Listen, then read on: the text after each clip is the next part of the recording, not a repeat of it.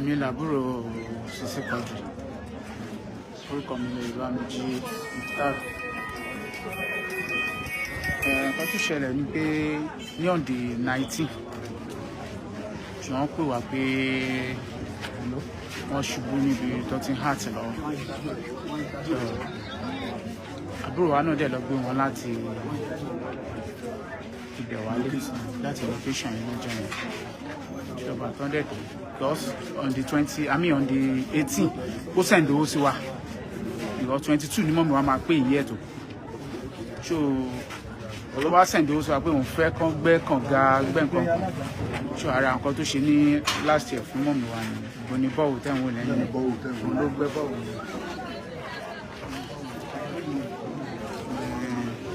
last year. So láti lè mark year wọn ló wá ṣe ní ká ó dẹ̀ send owó yẹn sí wa. Gbà tó send owó yẹn sí wa bóyá on the 18 àṣìṣe lórí àdéhùn. So no, gbà tó di 21 yẹn náà pè wá náà pè wọ́n. Gbà tó dẹ̀ dé wọ́n ní kí ló ṣẹlẹ̀ nǹkan ní ara àwọn ìyá àdébí wọn lọ hospital. Bàtà débẹ̀ wọ́n ṣe test wọn ní malaria ní wọ́n dẹ̀ treat malaria. So bàtà dẹ̀ treat malaria wọ́n kúrò lọ hospital yẹn ní on the 26. Comment in power sir. So ọ̀sà náà ní ojú wọn ló sàn ṣe wọ́n gbé kíní kan pé malaria ṣe ọ̀dọ̀. So gbà tọ́dẹ̀ ṣe tó ti rí pé wọ́n ti wà òkè wọ́n discharge wọ́n ti múra láti máa lọ location but a fẹ́ kí wọ́n lọ location because wọn kì í rest rárá several times láti máa bá wọn jà lé lórí gbogbo gbà wọn kì í ní time rárá. So àwa la pa fóònù wọn láti on the 19 on the 21 tó ti dé sí wò àwa la pa fóònù wọn kẹ́ni kankan má bá wọn sọ kán tiẹ̀ fi rest kò sí nǹkan tá a fẹ́ gbà nù kú wọn n tá a fẹ́ kó ṣẹlẹ̀ náà ló padà ṣẹlẹ̀ wọn kì í sinmi. So ìgbà tó dẹ̀ di tán discharge wọn on the 26 yẹn wọ́n wá sílé wọ́n wà lé ṣùgbọ́n wọ́n ti múra pọ́n tó fẹ́ máa lọ location a ní ẹ̀ lè lọ àfi kẹ́ dúró kẹ́ ṣògbà tó di on the 28 náà bẹ̀rẹ̀ sí ní ṣèṣùkẹ́ ìṣùkẹ́ ló wá ń ṣe wọ́n pé kí ló ṣẹlẹ̀ wọ́n lé ṣùkẹ́ ṣó adẹ̀ lọ sí hospital yẹn ṣó kí ló fà tẹ́ṣùkẹ́ wọ́n dẹ̀ treat wọn pé normal náà bí tẹ́ṣùkẹ́ yẹn lè stop ọ̀gbà tí ò stop ẹni ẹ̀ ló wá refer bí ká máa lọ sí lautech lóyún yóò Ògbómọ̀ṣọ́ ṣó adẹ̀gbéra kúrò wọ́n fún wa ní refer letter láàárọ̀ àná ní nǹkan bíi 9 láàárọ̀ àná ṣó kò sí nǹkan tó ṣe wọ́n òun ló ṣe transfer owó sákàǹtì wa pé in case a lè dé bẹ́ẹ̀ ká fẹ́ náwó kò sí nǹkan tó mú so ó dẹ̀ kù cash tó wà nínú mọ́tò ẹ̀ ó kó gbẹ̀ lé wa lọ́wọ́ 300,000 níka gbà níka kó yẹn dání a lè ní ìdí cash so ó dẹ̀ send 1 million naira sákàǹtì wa so kò sí nǹkan tó ṣe ìgbà tá a tún lọ lójú ọ̀nà adé afẹ́wọ̀ Ògbómọ̀ṣọ́ àwọn ọlọ́pàá tún dá dúró pé àwọn ṣáà máa gbowó ó ní kán lọ bá Sanwó-Olú kán lọ gbowó lọ́dọ̀ Sanwó-Olú so kò ń ṣe nǹkan tó ṣe pé bí àbí ó wọ́ọ̀rì ẹ̀ tàbí nǹkan ẹ ti gẹ́tì bẹ́ẹ̀ ṣé òkò ń ṣe pé báyà nǹkan tó ṣètò ẹ̀ bàtà rẹ̀ dé lautech ló Ògbómọ̀ṣọ́ ó sọ̀kalẹ̀ ṣé fúnra lára ẹ̀ náà ló fẹsẹ̀ ara ẹ̀ kó sùn wọn tó ṣe. Sisi Quadry ikú ìbá gbowó àbá fún lówó ikú ìbá gbàgbó àbáràgbó fún ikú mọ́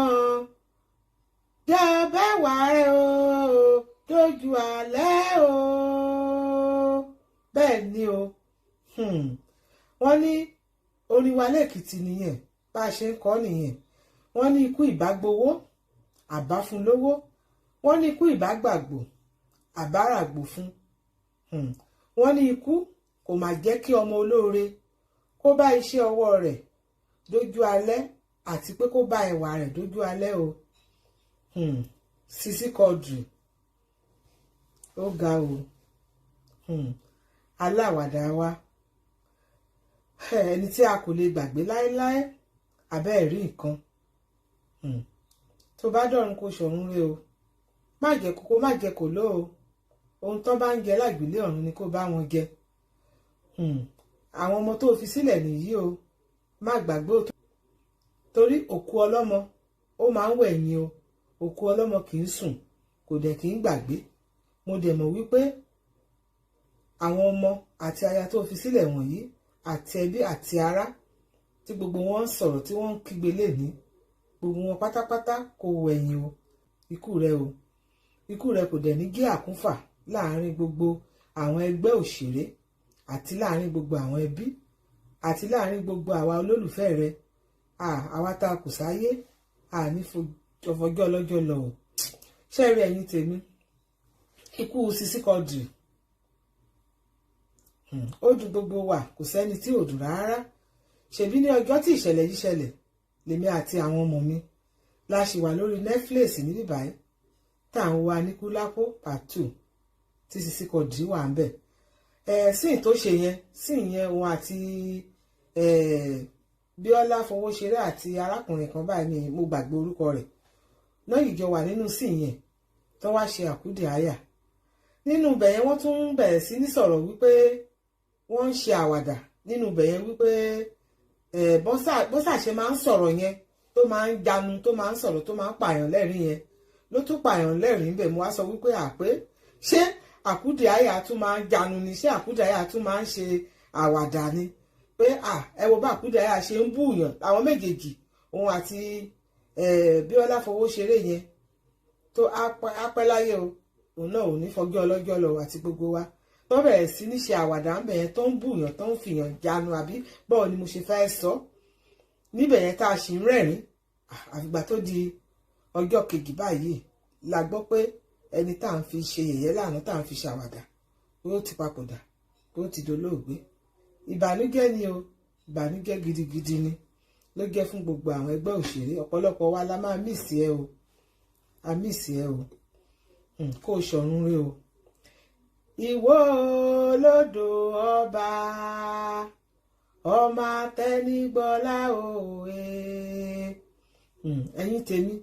èmi olólùfẹ́ yín náà kúkú ní ayaba Táíwò Adébáyọ̀ ìyá ètò ọmọ Èkìtì kété